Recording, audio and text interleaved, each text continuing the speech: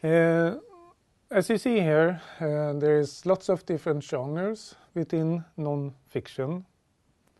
So it's not only documentaries.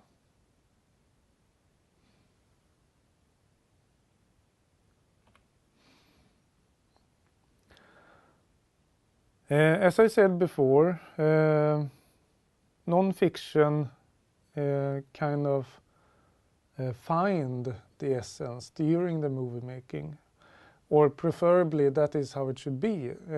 There is, of course, many documentaries where the documentary movie maker already know what she wants to tell, and then she goes out and tell that.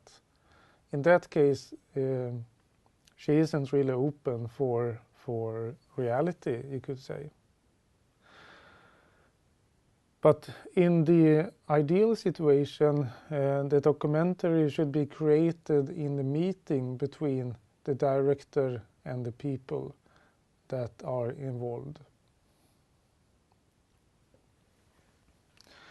A Danish movie maker said that drama is one way of creating order in the chaos of human expression. It is an analytical tool and not reality incarnate. And it's a little bit similar to the Grierson's saying that documentaries are a creative treatment of reality. So you take reality and you analyze it and make it into a story. And I think that this point in creating order in chaos is very important. Because you could, on a philosophical level, say that is what we are doing when we are doing narrative, when we are telling stories. Because after all, life around us is just a string of continuous parallel events. So in reality, there is no narrative, there is no storytelling. But we have a very strong tendency to make stories about reality. And even our own ideas about our own lives are like stories. So it is a very human, it's in the human nature to create stories. And one of the reasons why you do stories, why you tell stories, is to create this order in the chaotic reality.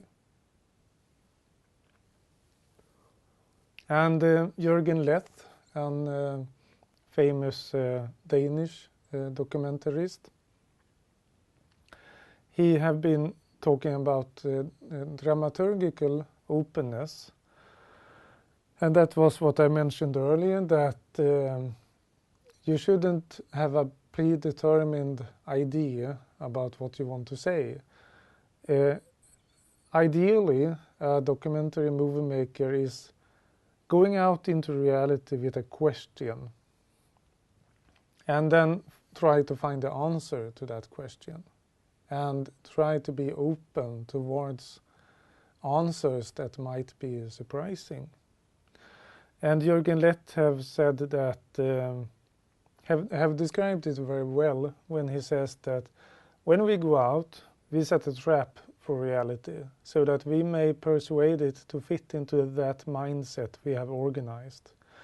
We are relaxed, attentive, and non-committal. Things happen when they happen. And one of my favorite movies is a movie called The Perfect Human.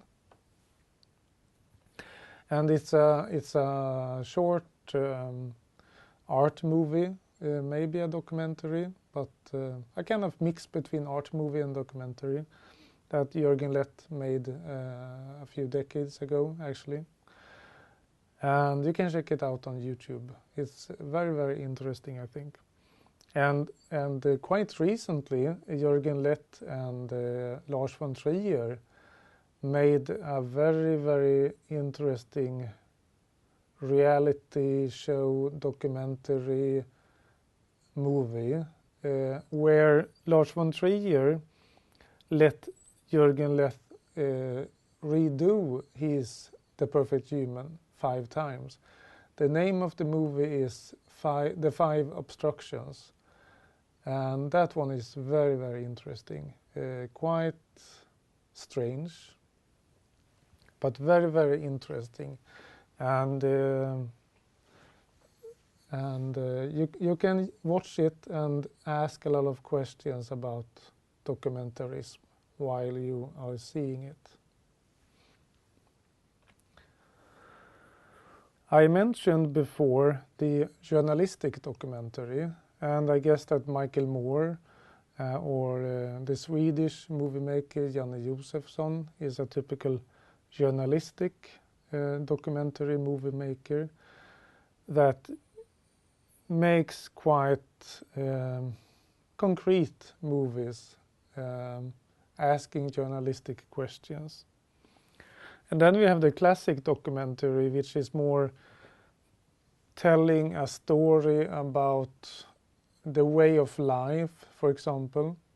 A classic documentary can be about Eskimos and their way of living, while a typical journalistic documentary would be about a big nasty company that are treating their employees very ill, very bad. That would be a typical journalistic documentary.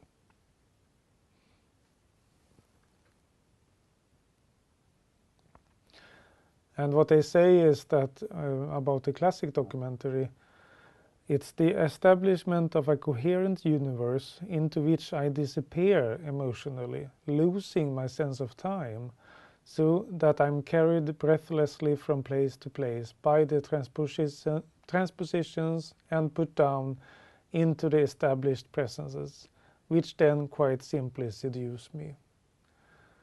So it's more like painting an image almost. While the journalistic documentary do not transpose me from my living room or from the classroom, it comes to me instead. The lights are on too, so I retain my sense of time. And I think that these differences are very important, because the classic documentary is very much like a fiction, that you move into the story and you are seduced by the story, so you are not that very critical and cognitive. You are taking it in more emotionally. While in the journalistic documentary, it is the documentarist that comes to you with the arguments and try to appeal to your logic and your cognitive ideas that you have. Of course, the journalistic documentary is emotional also, but not in the same way, and it pretends to be more logical and argumentative. Let's talk a little bit about the practical reality of making a documentary. When you do fiction, you write a script, and there you plan quite exactly what is going to happen. When you make a documentary, you can't write a script in that way, of course, but when writing a documentary, you write some kind of script or some kind of description of what you want to do. And of course, it depends very much on what kind of documentary you make. If you make it interview-based, then you, of course, write down the questions that you're going to have. If you make a lot of reenactments, recreation of events, then, of course, it will be quite much scripted. You write a script for the reenactments. So it's important to have a plan when you do a documentary also, in some form, some kind of script.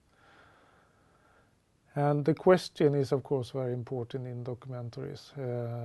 What is it you are trying to investigate, and why is it important for the audience?